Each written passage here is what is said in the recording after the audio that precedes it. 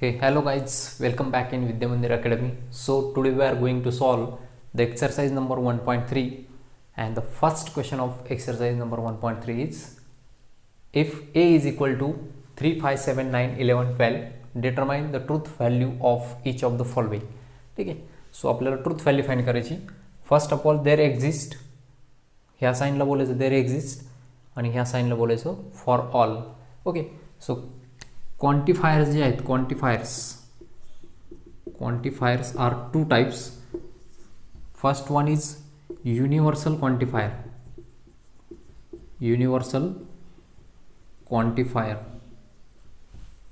Universal quantifier can be denoted by for all, and second one is existential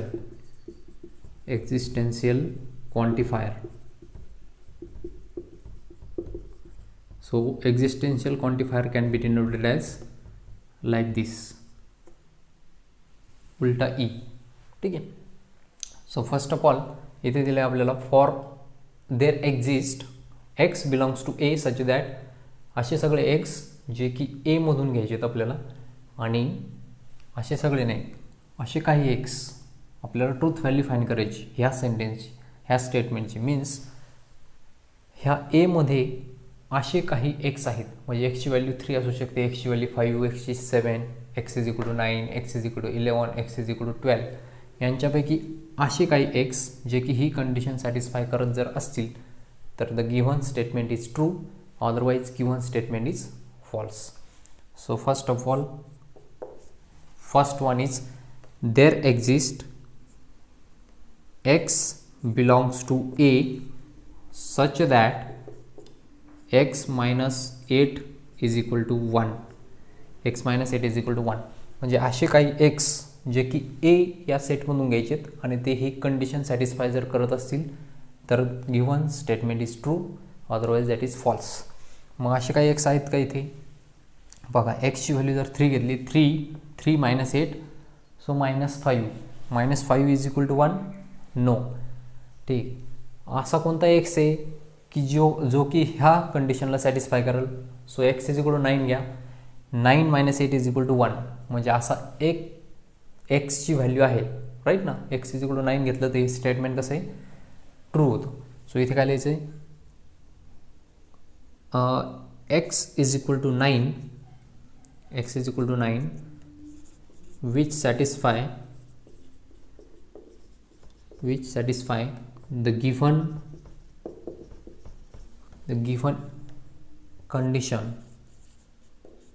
given condition x minus 8 is equal to 1. Okay. या कंडिशनला x is equal to 9 satisfy करतोय. therefore the given statement is true. therefore the given statement is true and its truth value is capital T. Okay. For every जर असतं, for every means each and every x, प्रत्येक x is equal to 3 साठी ही condition satisfy झाली पाहिजे, x is equal to 5 साठी ही condition satisfy झाली. फॉर एव्हरी जर असतं तर. Next one, second one is for every x. आता हे for every x belongs to A, x square plus x is an even number. X square plus x is an even number. So हे true आहे की false आहे. First of all value घेऊन check करा.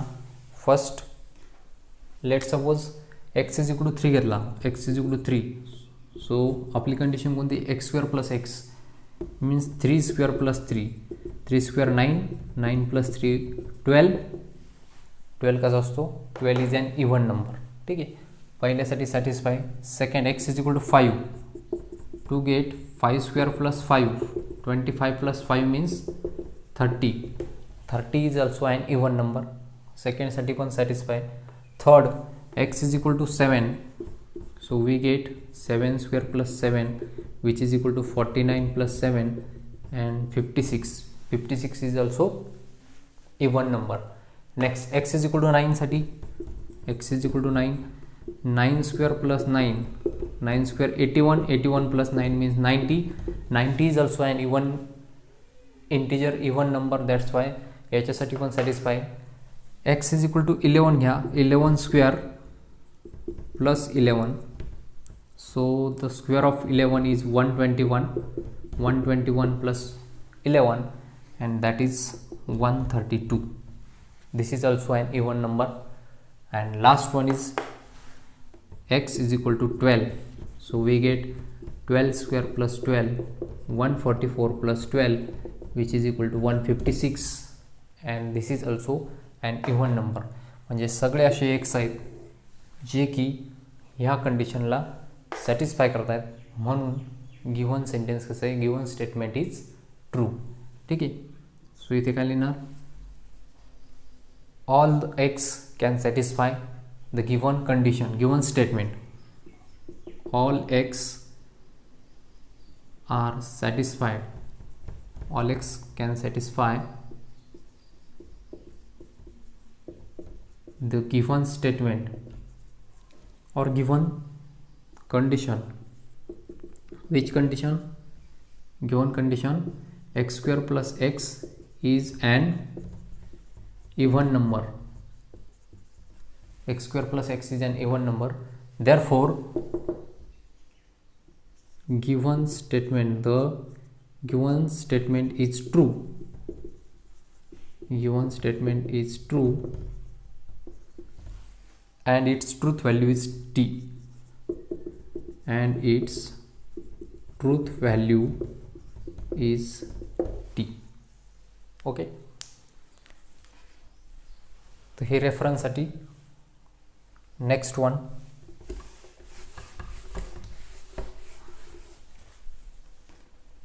sentence number 3 is there exist असे काही x जे की A या सेटमध्ये x belongs to A such that x is an even number, x is an even number. कसं आहे, there exist x belongs to A, x is an even number. असे काही एक्स आहेत ए मध्ये जे की even number.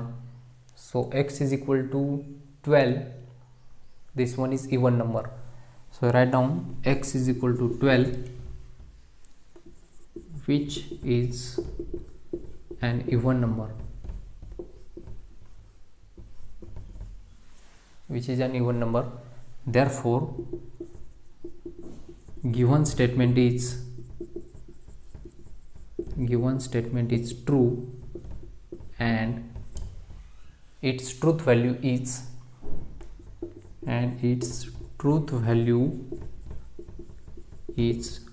capital T, and its truth value is capital T. आतापर्यंत तिन्ही पण सेंटेन्स कसे, first one, second one and third one, all this, sorry, fourth one, this is not third one, this one is fourth.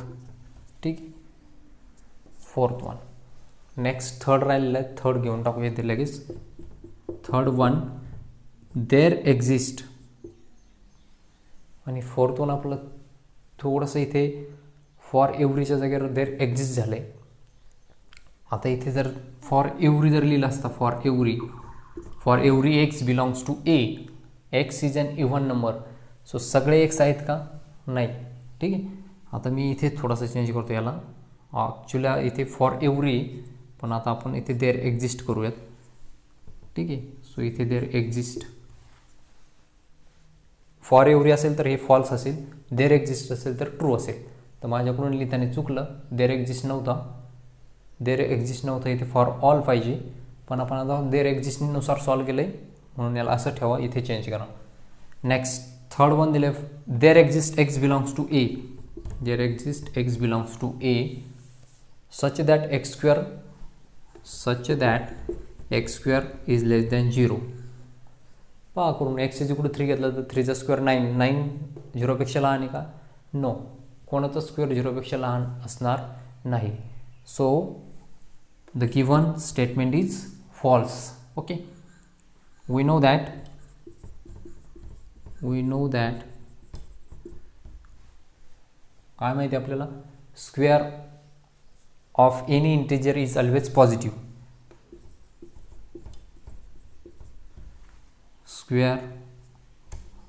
squares of any positive integer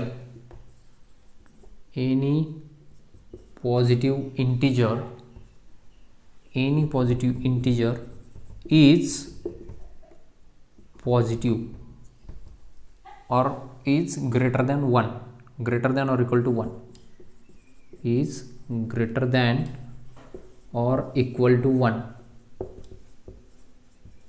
right? Therefore given statement is false. Therefore given statement is false and its truth value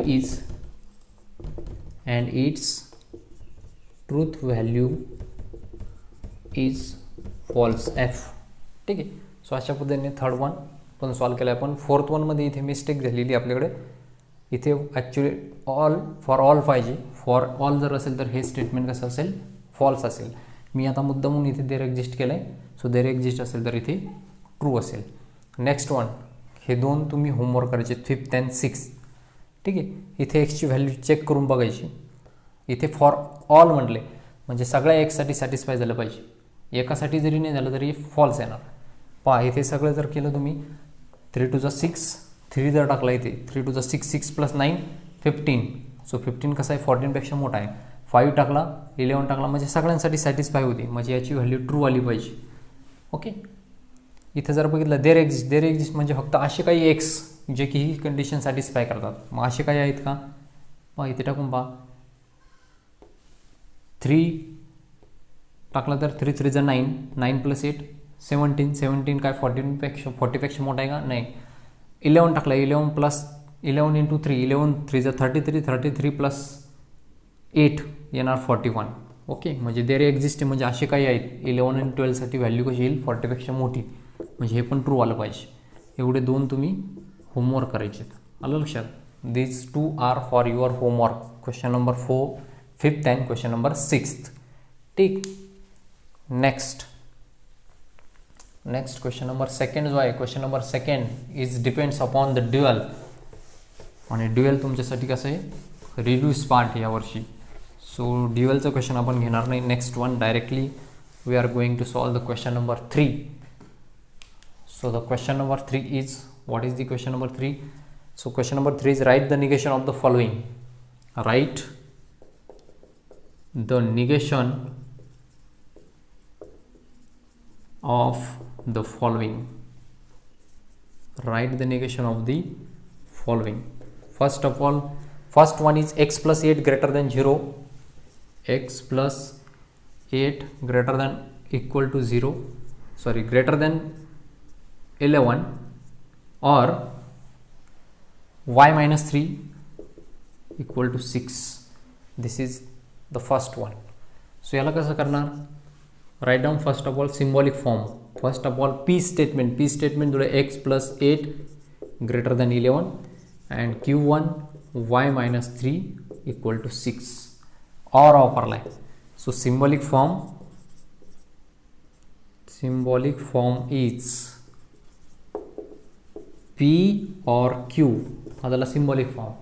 So negation and its negation is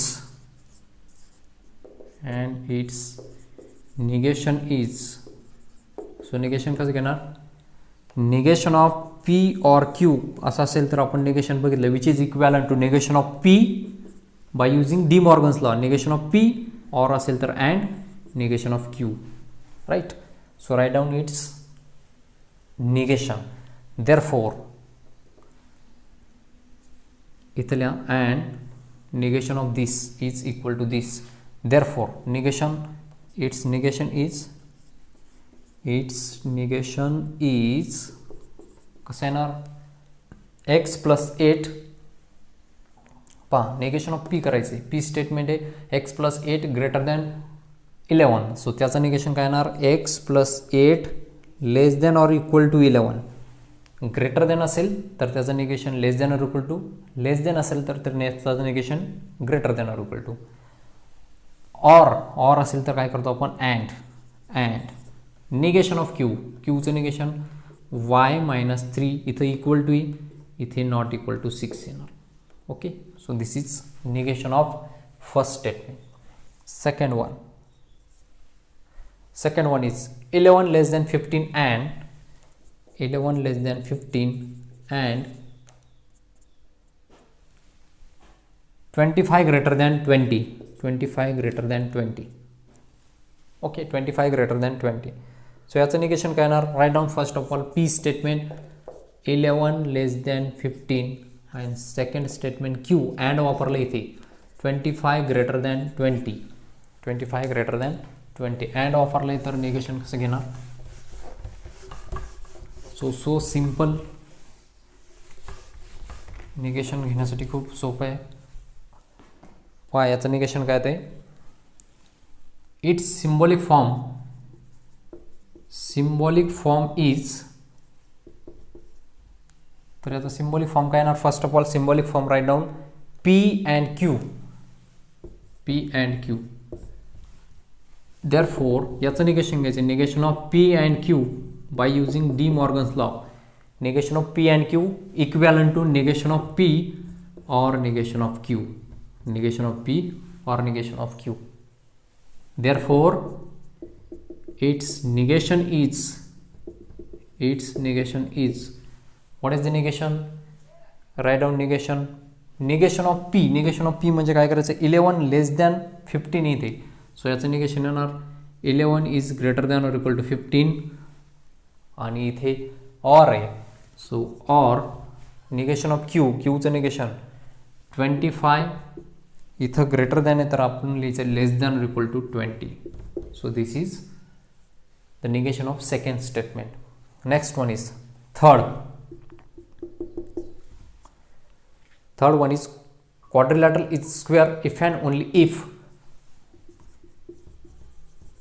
quadrilateral is square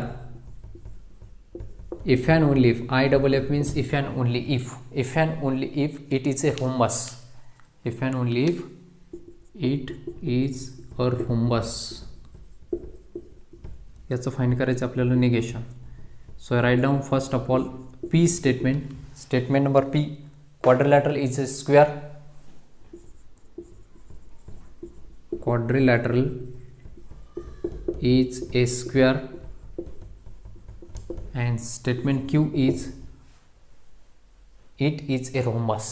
Okay, or quadrilateral is a rhombus. So write down it is means कोण येते? quadrilateral. So quadrilateral is a rhombus. So symbolic form काय? if and only if means symbolic form येणार त्याचा p double implies q bi junction. ठीक आहे, biconditional statement, conditional नाही biconditional. ठीक आहे, P double implies Q, this is the symbolic form. Therefore याला आधी आपण असं लिहून घेऊ, पी डबल इम्प्लाइज क्यू, याला आपण असं लिहितो P implies Q and Q implies P. Right ना, हे इक्विव्हॅलन्स असतं. P double implies Q is equivalent to negation of is equivalent to p implies q and q implies p. याच्यासोबत कसं असते? फर्स्ट ऑफ ऑल हे तर equivalent असतं. आपल्याला याचं निगेशन घ्यायचं आहे. तो negation of p double implies q equivalence to, म्हणजे आपल्याला निगेशन याचं घ्यायचं आहे. पण निगेशन ऑफ डायरेक्ट पार्ट नसेल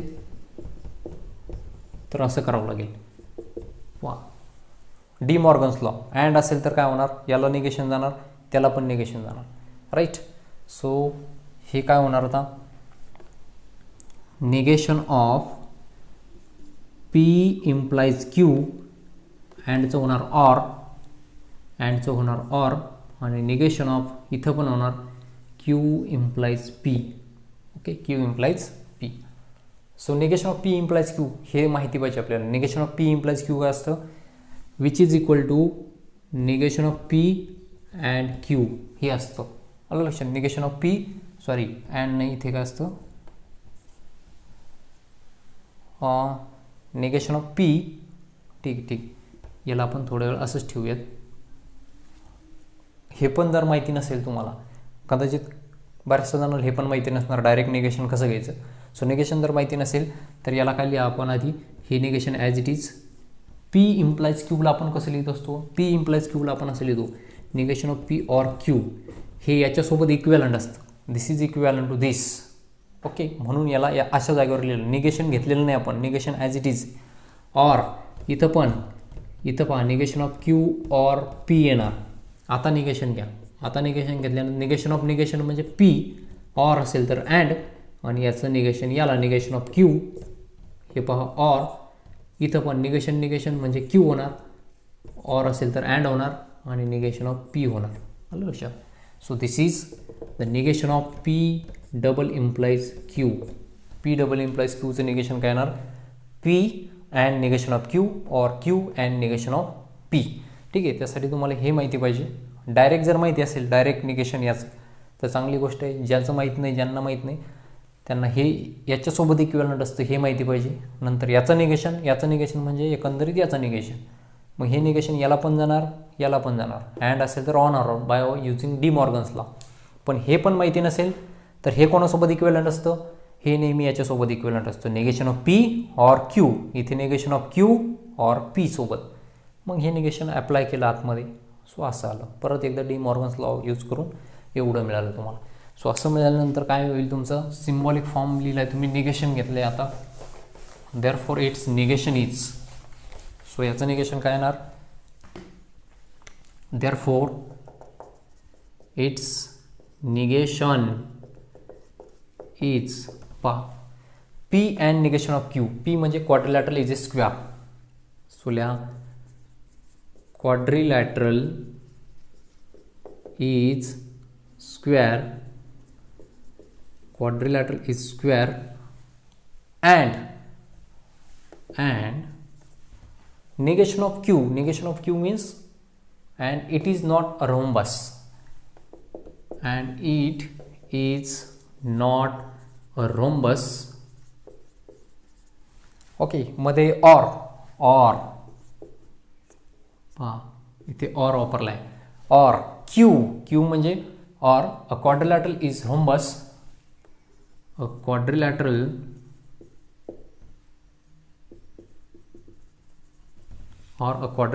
is rhombus and it is not a square. And negation of P P म्हणजे क्वाड्रिलॅटरल इज ए स्क्वेअर आहे. तर आपण काय करायचं, quadrilateral is not a square and it is not a square. Okay, it is not a square. So अशा पद्धतीने तुम्हाला काय करायचं आहे, इथे एक वापरलं आहे आपण यांच्या दोघांच्या मधला अँड, इथे पण एक अँड वापरला आहे. ठीक आहे, इथे or a quadrilateral is rhombus and हा वाला अँड इथे वापरला आहे, आणि मेन दोघांचं जॉईंट इथे ऑर वापरला आहे. पहा ऑर.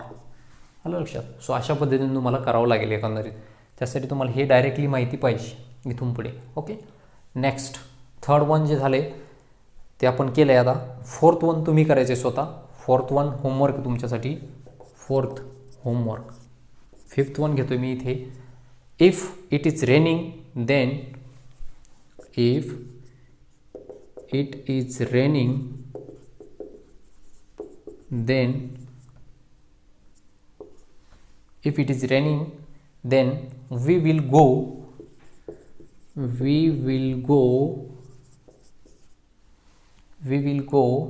and play football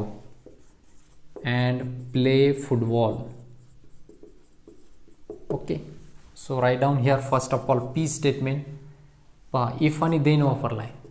म्हणजे P म्हणजे कोणतं स्टेटमेंट आहे, इट इज रेनिंग. आणि Q म्हणजे काय, we will go and play football. We will go and play football. Symbolic form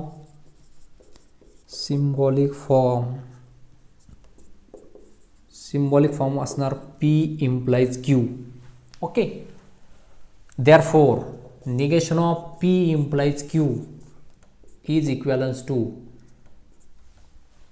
पहिली गोष्ट तर P implies Q कोणासोबत असतो, P implies Q, इथं पहा P implies Q is equivalent to, हे पहा P implies Q is equivalent to negation of P or Q. So लिहा इथे negation of P or Q. आता याचं निगेशन घ्यायचं आहे आपल्याला. So negation of P implies Q equivalence to negation of P or Q, right. Okay, so हेच म्हणजे काय, P and negation of Q, P and negation of Q, negation of P implies Q, P and negation of Q. So P and negation of Q त्याला कसं लिहिणार, therefore its negation is, so statement कसं लिहिणार, P म्हणजे काय, it is raining, if it is raining, if लावायचं नाही, आता इफ लावायचं की इथे इफ वगैरे काही लावायचं नाही. P म्हणजे it is raining, it is raining, it is raining and वापरलाय, and negation of Q, we will go and play football. So we will go and can't play football. इथे लिहायचं we will go and can't, okay, and can't play football. Okay, so this is the negation of fifth number statement. Next, sixth one. Six जे आहे ते आहे √2 is a rational number. √2 is a rational number. म्हणजे statement P काय तुमचं, एकच statement आहे, √2 is a rational number, right ना. त्याचं निगेशन काय येणार, √2 इज अ रॅशनल नंबर कसं आहे, बरोबर आहे का, तो इरॅशनल नंबर आहे, राईट ना.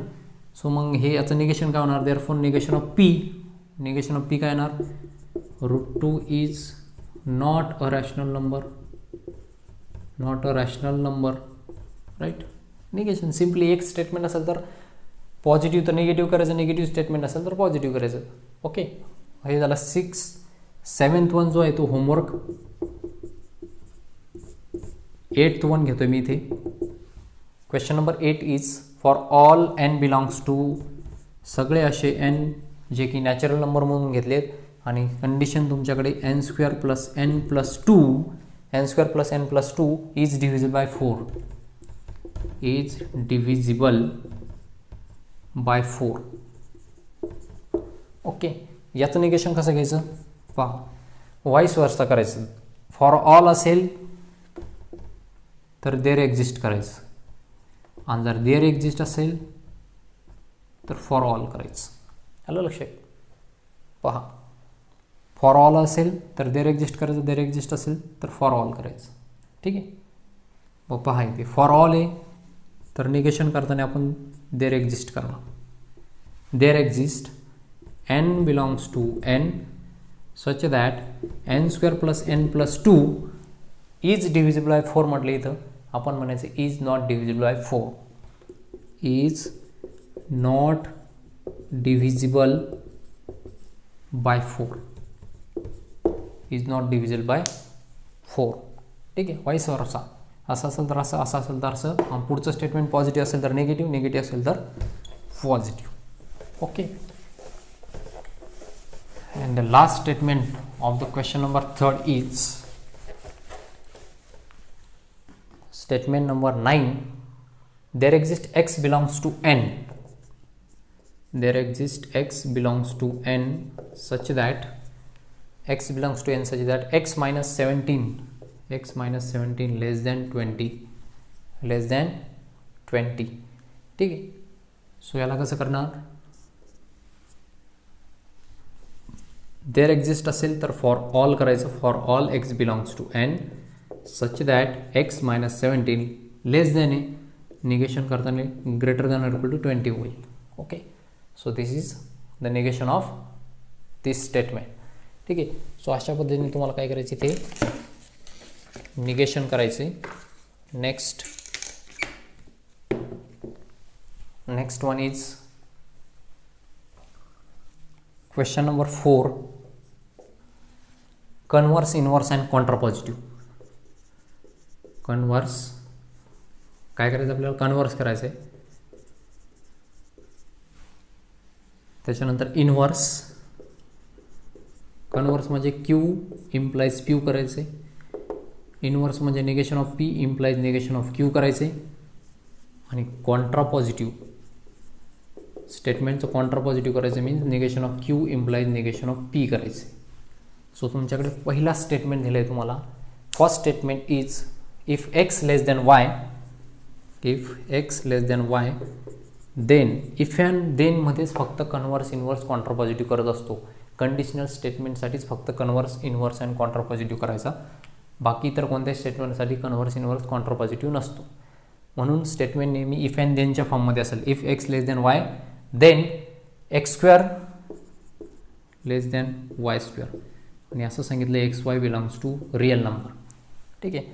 So first of all write down P statement. P statement असेल तुमचं एक्स लेस दॅन वाय आणि क्यू स्टेटमेंट असेल x square less than y square. ठीक आहे. सो कन्वर्स कसा करणार, converse means Q implies P. Q म्हणजे इफ, इम्प्लिकेशन आहे ना, if x square less than y square then x less than y. This is the converse. Then second one is inverse. Inverse means negation of q, negation of p implies negation of q, negation of p implies negation of q. If negation of p means इथं x less than y, इथं काय करायचं x greater than y, then negation of q means x square, इथं less than आहे तर greater than or equal to y square हे त्याचं negation. Then this and last one is contrapositive.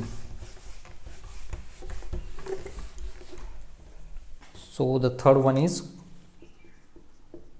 contrapositive. Contrapositive means negation of q implies negation of p. Negation of q means if याचं negation means x square greater than or equal to y square, then negation of p means x greater than or equal to y. This is the negation. झालं. अशा पद्धतीने first सेंटेन्सचं negation करायचं. Second दिलंय तुम्हाला. Second, a family becomes literate. A family becomes literate if the woman in it, if the woman in it is literate, okay. So write down statement P. इथं असं सांगितलं if इथे जोडलाय म्हणजे हे if वाला स्टेटमेंट आहे आणि इनडायरेक्टली हे देन वाला स्टेटमेंट आहे. सो इफ स्टेटमेंट काय आहे, the women in it is literate, आणि क्यू देन वाला कोणता आहे, a family becomes literate, a family becomes literate. Okay, so write down first of all converse means q implies p. Q implies p means if a family becomes literate, yala allows if a family